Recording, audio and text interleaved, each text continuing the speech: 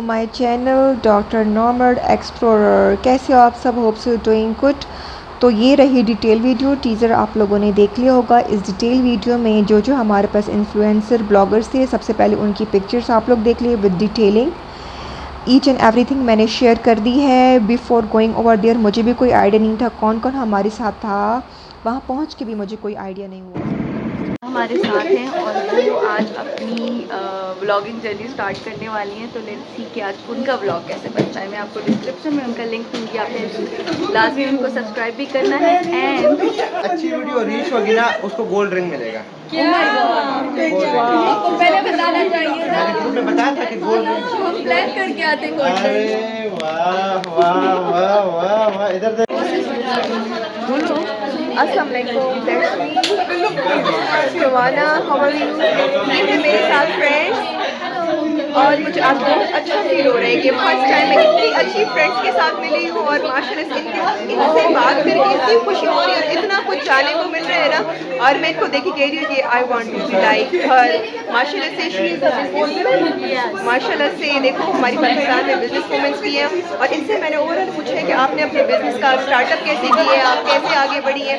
और माशाल्लाह से इनसे मिलकर ना मुझे बहुत ज़्यादा इंस्पिरेशन मिली है। और आप मुझे बताएं कि आपने अपने बिजनेस का स्टार्टअप कैसे किया है? यार मैंने स्टार्ट जो लिया था, मैंने इंजीनियर ख्याल आया मेरे जहन में कि क्यों ना मुझे इस चीज़ को आगे करना चाहिए। और मैंने वो स्टार्ट किया। माशाल्लाह से मैं काफ़ी सिटीज़ में चीज़ों को रन कर रही हूँ और बहुत अच्छा रिस्पॉन्स है। और मज़ीद आगे और शहरों की जगह में मैंने लेके जाऊँ। आपको कोई स्पेसिफिक कोई चैनल है, ऐसे कोई चीज़ है जिससे लोग आपको वीडियो एडिटिंग और ये चीज़ें करती थी, शौक था शुरू से ही। इवन वो डिजिटल कैमरा वाला टाइम था ना, उस टाइम भी करती होती थी। तो मुझे ये था कि मैं पहले, मुझे कभी इंटेंशन ही नहीं थी कि मैं व्लॉग बनाऊंगी। मैं जस्ट क्लिप्स इकट्ठे करती थी और कंपाइल करती थी। और एक दिन मुझे पता चला कि यूट्यूब भी कोई चीज़ है, तो मैंने उस पर अपलोड कर दिया। लेकिन वो आगे की जर्नी बहुत गंदी है। सारे एक्सपीरियंस होते हैं ना। हाँ, मुझे बड़ा फैमिली की तरफ से ना मुझे डिलीट करवा दिया गया, ठीक है। मैं अब ये मेरा भी फर्स्ट टाइम है मेरी तरफ से, तो कुछ ना मैं बहुत ज़्यादा डरी हुई हूँ। मैं ये चाहूँगी कि जो जिसका व्लॉग सबसे अच्छा होगा गोल्ड की रिंग मिलेगी। ये इतने ज़्यादा इसकी व्यूज हो, गोल्ड की रिंग हमारी। बस आप दुआ करें मेरा ये फर्स्ट हो और फर्स्ट भी मेरी जल्दी मोनेटाइजेशन हो जाए और टाइमिंग इसकी ओवर हो जाए, ठीक है। गोल्ड की रिंग आपको बहुत मोटिवेट फिर करेगी। मेरे हाथ में आप लोगों को गोल्ड की रिंग नजर आएगी, ठीक है।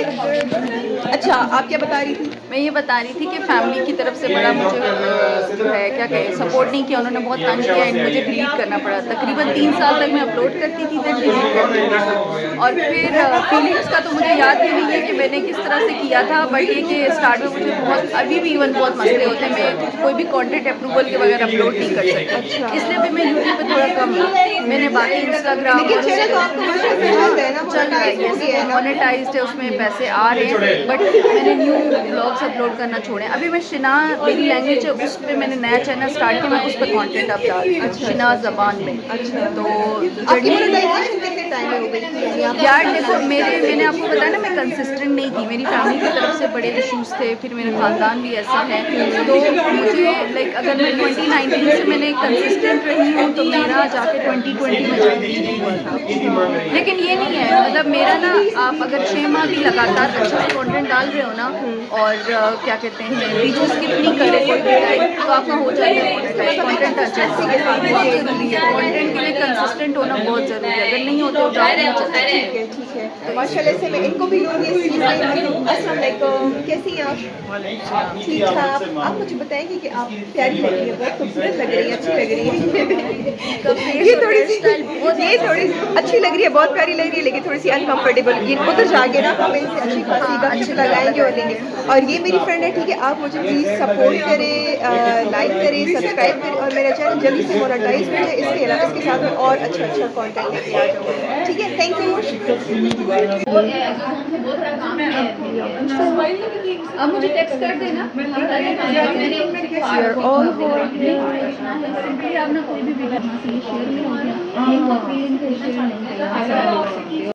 सब जा रहे हैं जा रही हैं, सब रेडी हो गए हैं, बसेस खड़ी हुई हैं यहाँ पे, they are all over here and departure time तो हमारा था कब का, लेकिन now see everyone is busy over here.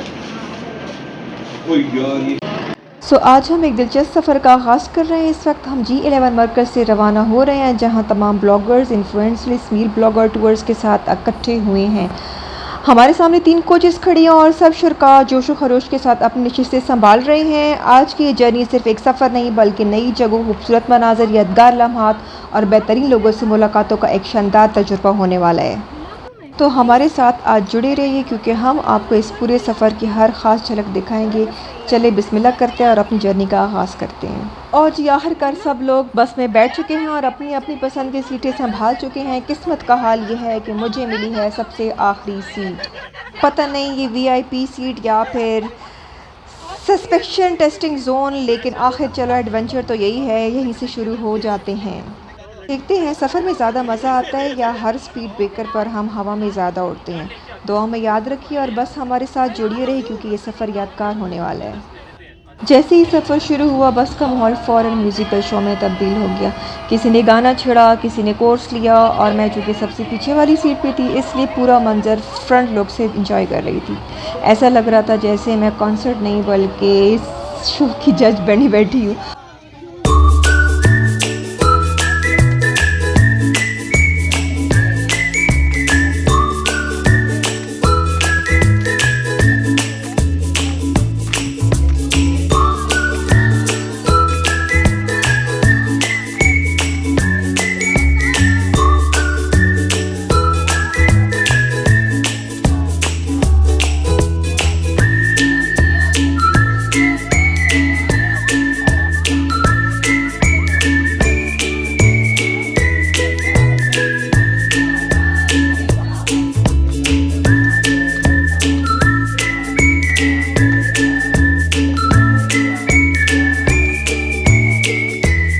कुछ देर बाद हमारी बस एक जगह रुकी ताकि सब थोड़ा फ्रेश हो सके। फिर क्या था, किसी के पास चाय, किसी के पास स्नैक्स और हर तरफ कप शप का बाज़ार गर्म था। खाने से ज़्यादा मज़ा तो एक दूसरे की बातें सुनने में आ रहा था और हंसी मज़ाक ने थकन का नामो निशान मिटा दिया था। अब पेट भी खुश, मूड भी फ्रेश और हम अगले एडवेंचर्स के लिए दोबारा रवाना हो गए। और जी हम आखिर शोग्राम पहुंच गए। कोच से उतरते ही लगा जैसे किसी ने ऐलान कर दिया हो, अब शुरू होता है असली इम्तिहान, क्योंकि अब हम सब अपनी जीपों में बैठना है। हर तरफ आवाज़ें आ रही थी, इधर आ जाओ, यहाँ एक सीट खाली है, इधर नहीं, अभी एक बंदा और आ सकता है।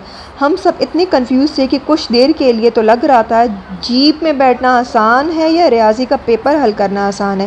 ये जीप का सफ़र हमारे लिए बिल्कुल नया था, इसलिए एक तरफ जोश था, दूसरी तरफ दिल में हल्का सा सवाल भी, भाई ये जीप हमें ऊपर ले जाएगी या हम ही इसे धक्का लगाएंगे। आखिरकार सब किसी न किसी सीटों पर फिट हो गए और किसी ने बैग गोद में रखा और किसी ने दोस्त को और किसी ने सिर्फ उम्मीद को पकड़ा हुआ था। का सफ़र शुरू होती हमें अंदाज़ा हो गया अब असल एडवेंचर आने वाला है। कभी जीप चलती, कभी हम चलते, कभी समझ ही नहीं आ रहा था तस्वीर बनाए या ख़ुद को संभाले। रास्ता इतना दिलचस्प था, हर मोड़ पे लगता था अब बस मोबाइल उठाएं और स्टार्ट हो जाए। लेकिन जीपों का सफ़र एडवेंचर मुकम्मल हुआ और हम सब शोग्राम पहुंच गए। जैसे ही हम नीचे उतरे चंद सेकंड के लिए सब खामोश हो गए क्योंकि सामने का मंजर वाकई दिल जीत लेने वाला था। ऊंचे पहाड़, ठंडी हवा, सरसब्ज़ वादियाँ, हर तरफ ऐसी खूबसूरती कि कैमरा भी शायद सोच रहा हो भाई इतना सब एक ही फ्रेम में कैसे लाऊं।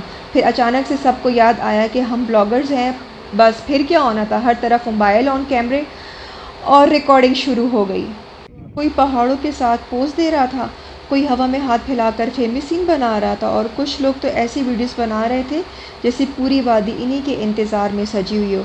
मैं भी इस दिलकश मंज़र को देखकर यही सोच रही थी कि अगर जन्नत के रास्ते की कोई झलक हो सकती तो शायद कुछ ऐसी ही होती। और यकीन माने इस खूबसूरती को अल्फाज में बयान करना आसान नहीं, इसे महसूस करना पड़ता है। हमें एक खूबसूरत आवाज़ वाले सिंगर भी मिले और उन्होंने मेरा पसंदीदा गाना गाया। गाओ अभी। नहीं बैक से ही बना, बैग से ही शक्ल नहीं आएगी तो गए। ये आतिफ असलम कौन है? आतिफ असलम कौन? सबर करो। मेरी सांसों में बसा है शाम का वक्त था, आसमान नारंगी रंग में डूबा हुआ और मंज़र ऐसा जैसे कि पेंटिंग चल रही हो। इस खूबसूरत लम्हे में अली ने मेरा फेवरेट गाना शुरू किया, मेरी सांसों में बसा है तेरे एक नाम। मैंने जैसे ही सुना दिल सीधे इस लम्हे में रुक गया, क्योंकि वो मेरा सबसे पसंदीदा गाना था।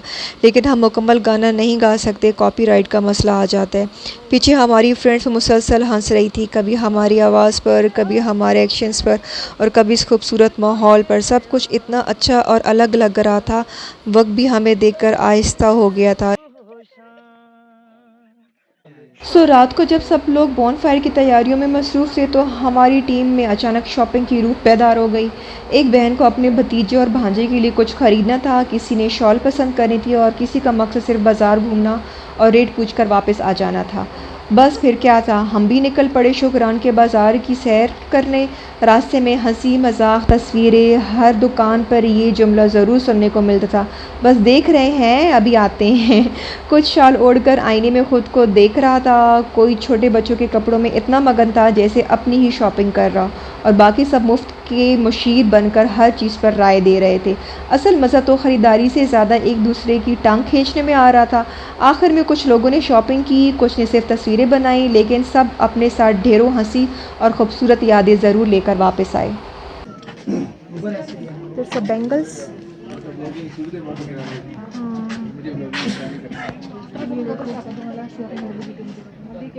ये बात सुनो, ये ब्लॉगिंग करनी है ना, इसके साथ इससे रेट पूछो, ये पूछो कि ये किसने बनाई। देखा, हर कोई अपनी अपनी राय दे रहा था। जैसे मुझे की राय मिल रही थी कि ऐसे हिस्ट्री ले, ऐसे पूछे, लेकिन इतना टाइम ही नहीं था, हमने वापस भी जाना था, तो हम वापस पहुंच गए।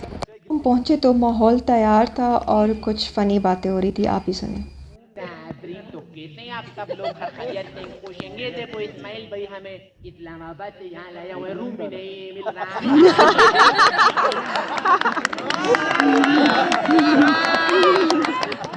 वाह,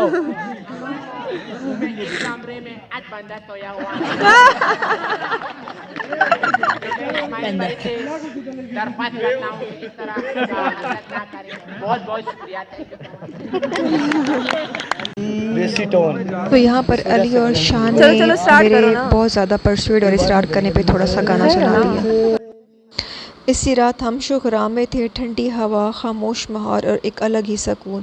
हमारे साथ अली और शान बैठे हुए थे। मैंने काफ़ी इसरार किया, कुछ गाना गा के सुनाओ। पहले तो वो मुस्कुरा रहे थे, जैसे सोच रहे हो ये बंदी हमें आराम से नहीं जीने देगी।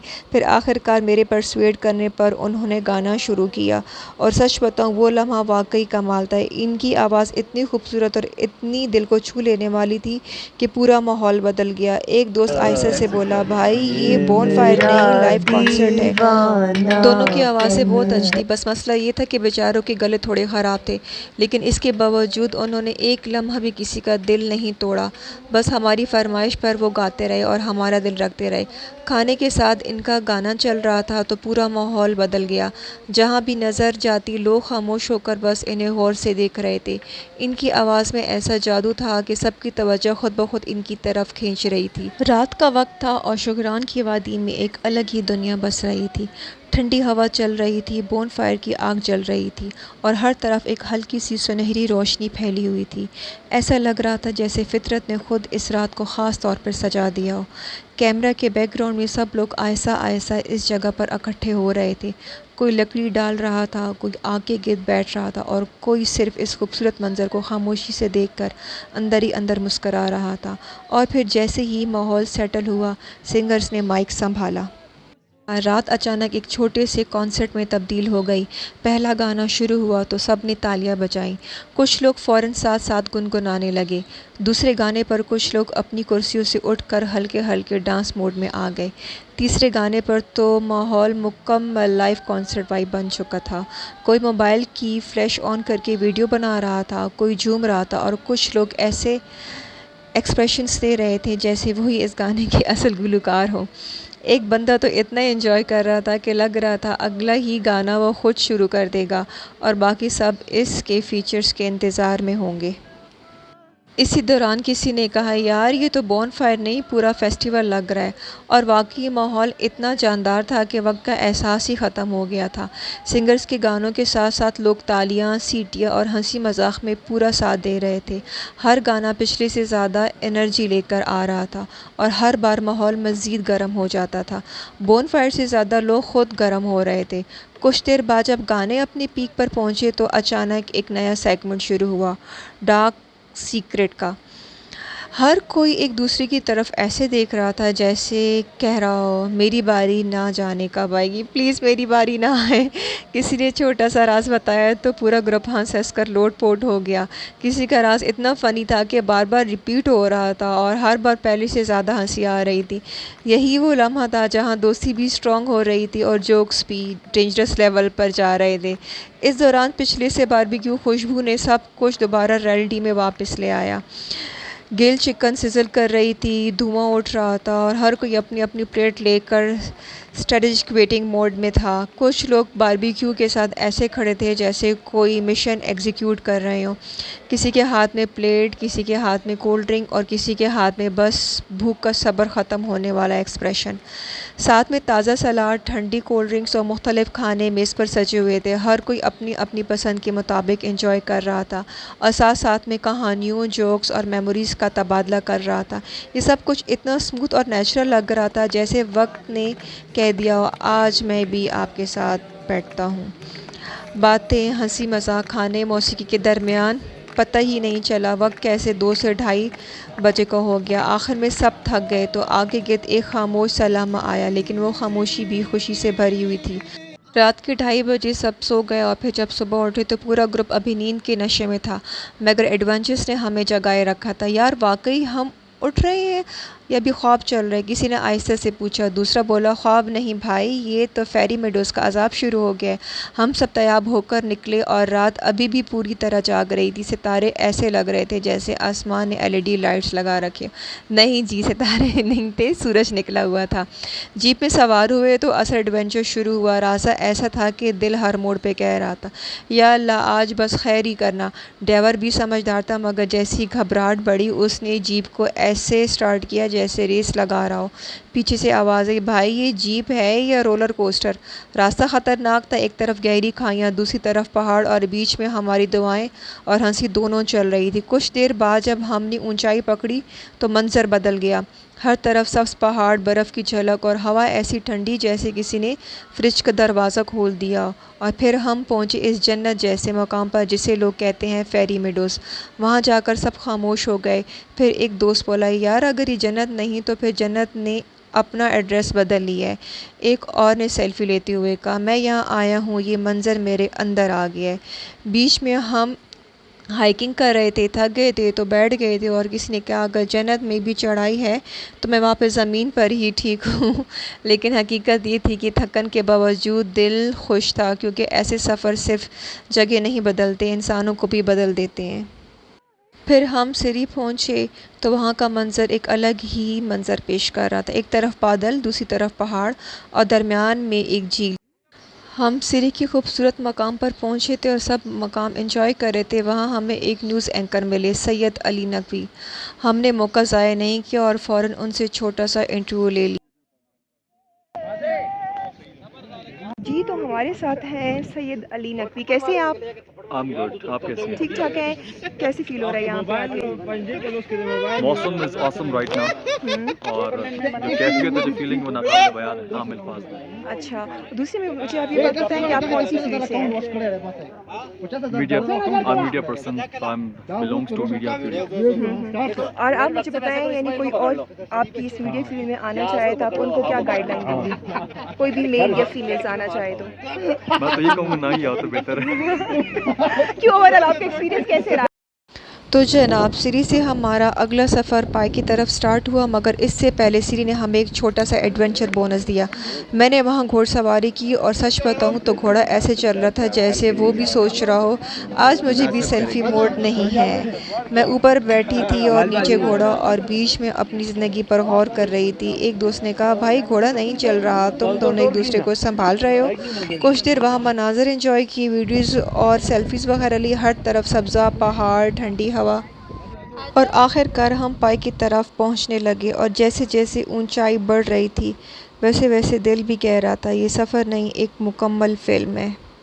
और जैसे ही पाई से वापसी पे आए तो हम घर जाने के लिए रेडी थे और जाते जाते मैंने एक और अच्छे ज़बरदस्त से ब्लॉगर का इंटरव्यू लिया, फरहान ब्लॉग। मुझे बताएं कि आपका एक्सपीरियंस कैसे रहा यहाँ पे? My experience has been great. Content creation is amazing, and a lot of opportunities on making content, right?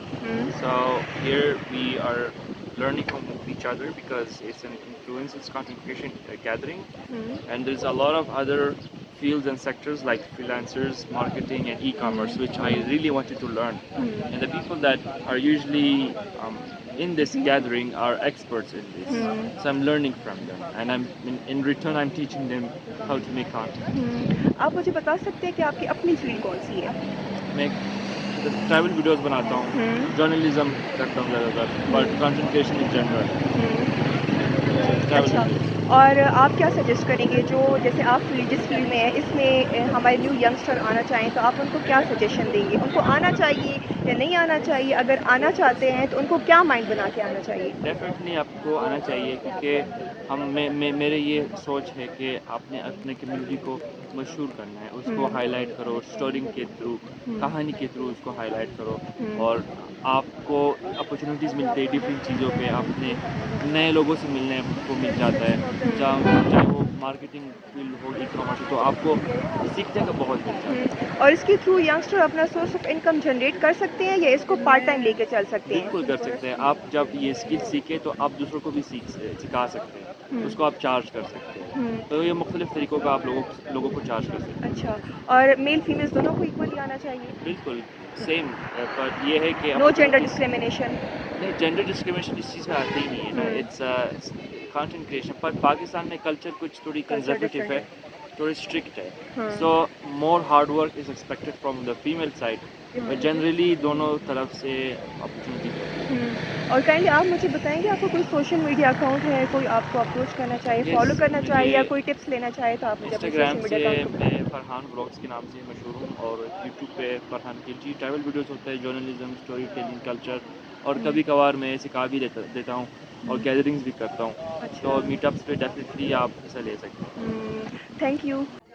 वापसी का सफ़र शुरू हुआ तो सब थके हुए थे, चेहरे बता रहे थे कि अब सब घर जाने के लिए रेडी हैं। अचानक बारिश शुरू हो गई और सबका मूड अचानक बदल गया। खामोशी के बजाय अब सिंगिंग मूड ऑन हो गया। सब ने थके थके अंदाज में गाने शुरू कर दिए। पूरी जीप एक छोटा सा कॉन्सर्ट हॉल बन गई। बारिश, पहाड़, जीप और हमारी आवाज़ें सब मिलकर ऐसा सीन बना रहे थे जैसे कोई फ़िल्म का एंड हो। और किसी ने आखिर में कहा, भाई ये ट्रिप नहीं था, मुकम्मल फ़िल्म थी। हम सब ने बहुत एंजॉय किया। एंड में सबके ऐसे थके थके चेहरे आ रहे थे। तो आप बताएं आपको कैसे लगा मेरा व्लॉग?